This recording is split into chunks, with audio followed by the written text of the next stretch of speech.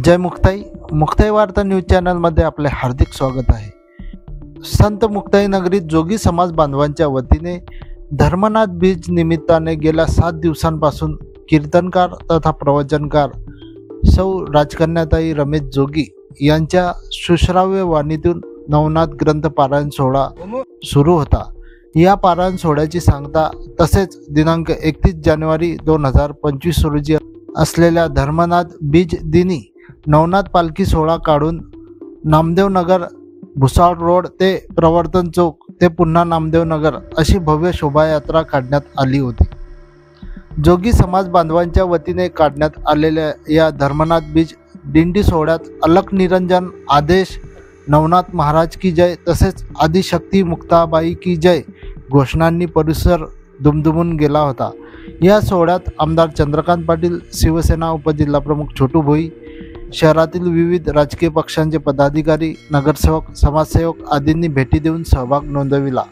याविषयी ज्येष्ठ पत्रकार तसेच तुलक कोळंबे शाळेचे मुख्याध्यापक मोतीलाल जोगी यांच्याशी मुक्ताई वार्ताने संवाद साधला. पाहूयात ते काय म्हणाले.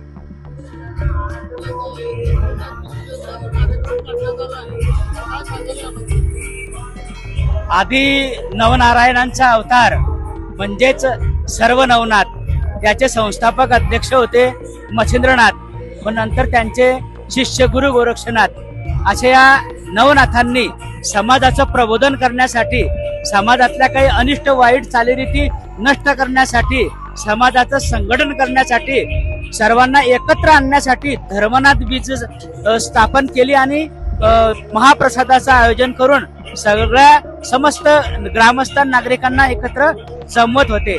तेव्हापासून ही प्रथा सुरू झालेली आहे.